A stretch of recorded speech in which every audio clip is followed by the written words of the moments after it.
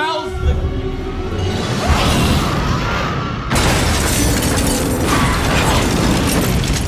By the year 2000, horror was changing, slashers were slowly down, sequels were everywhere, and Hollywood had started treating horror like a punchline once again. And that is exactly where Scream 3 decided to strike, turning the movie industry itself into the next victim. It's the final act of an original trilogy, a film about closure, trauma, and the price of fame. So let's break down Scream 3. It was a simple game, Cotton. You should have told me where Sidney was. Now, you lose.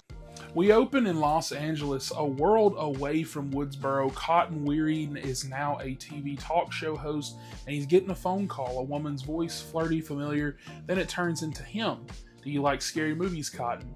The killer's voice-changing tech can now imitate anyone. It's a small detail that turns every call into paranoia in this film. After a lot of threats, Cotton races home, but Ghostface is already there. He and his girlfriend are murdered. In one of the franchise's most stylish openings, you have all glass reflections and meta irony. The camera pulls back to reveal the Hollywood sign in the distance because the game has moved west. We then cut to Sidney Prescott. She's isolated this time around, living off the grid under a fake name, working at a women's crisis hotline. She's surrounded by alarms and fences, haunted but functional. Every phone call feels like a ghost, and her world is very quiet this time around until the past calls again when news of Cotton's death hits. The walls start to close in, and Gale Weathers is now returning again as a celebrity author this time around. Dewey's consulting on Stab 3, Return to Woodsboro, the latest sequel being filmed in Hollywood, and that is where Ghostface strikes next on the movie set. One by one, the actors on the movie set playing the real people from the original film start dying. Reality and fiction are starting to blend together in this film. This is where Scream 3 goes full-on meta because the set is a recreation of Sidney's childhood home, the Scream 1 house rebuilt on a soundstage. Every doorway, every piece of furniture, every photo is identical.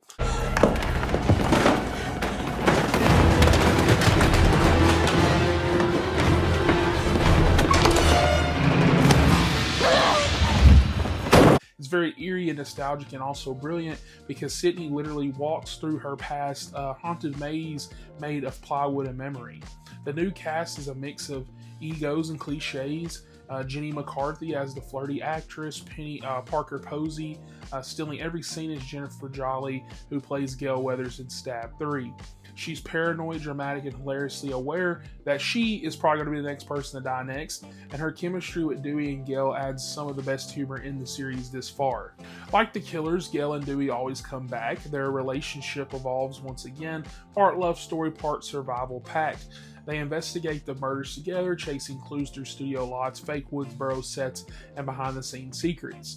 There's this great scene in a prop room where Ghostface attacks amid costumes and dummies, a fight literally surrounded by Hollywood masks. But this time the killings aren't random. Each victim is connected to Sidney's mother, Maureen Prescott. And this time around we're going to finally get some flashbacks. Old photos of her appear at every crime scene. The movie isn't just killing characters, it's unearthing a buried history that we didn't know anything about.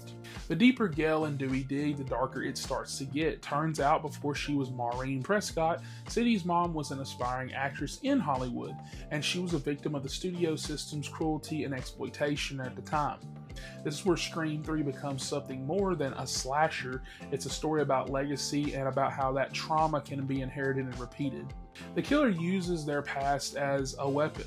The photos, the locations, even the voice of Sidney's mother over the phone is all designed to drive Sidney insane. By the time Sidney finally returns to LA, the line between set and reality is already gone. She's walking through her old home and her old trauma, both reconstructed for entertainment. Give Mommy a kiss and we'll make up.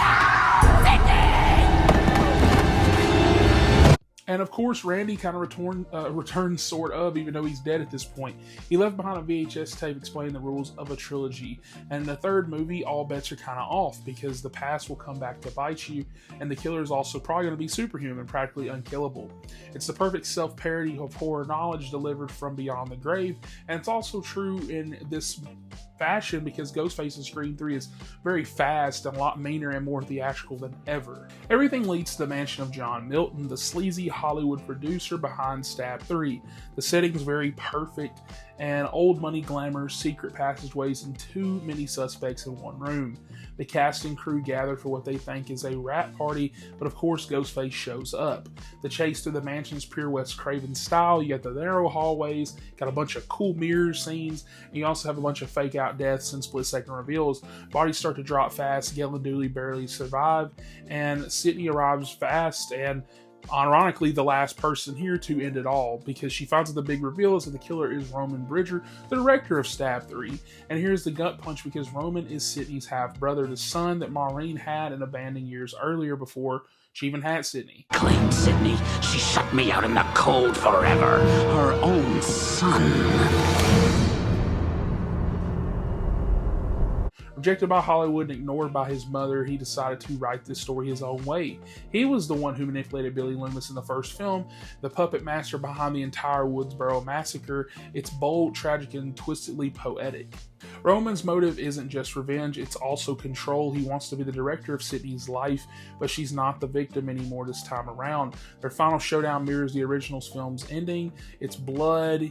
It's bloody. You have a lot of betrayal and cameras rolling. Sidney shoots him twice, no hesitation, no mercy, and you can't kill what's already dead. When it's over, Sidney doesn't lock her door at her house. She leaves it open. For the first time in 3 movies, she's not afraid anymore, and quite frankly, she's tired of it. It's a quiet, powerful ending, the final girl finally choosing peace over paranoia like usual. Scream 3 is very divisive, and I feel like for me it also was as well, but I'm glad I got to do a rewatch this time around, because I think the lighter in tone and more Hollywood satire than a pure slasher kind of made this film very necessary as the epilogue to trauma. Wes Craven said this film wasn't about fear but recovery, and I think that's why it really still works today. It gives closure where most horror just kind of gives you just random sequels. It's a meta horror movie that's about the machine that turns tragedy into stories, and ironically that's kind of exactly what Scream 3 became. It's a story about how stories can heal. And initially when I first watched this film for the first time like 5 years ago, I didn't like the twist either, but now with it kind of circling back to the first film, going back to all that, I really appreciate it a lot more this time around. I don't think it's the scariest or the sharpest Scream film, but it might be the most emotional. It's definitely more campy and clever, and it closes the original trilogy with heart and just enough blood to remind you where it all began. And realistically, you could stop here. So with that, that's Scream 3. Next on the Woodsboro Files, Ghostface returning from the dead, and Hollywood isn't the only place he's haunting. Catch you guys on the Scream 4 review. Maybe you just can't get past the surface of things.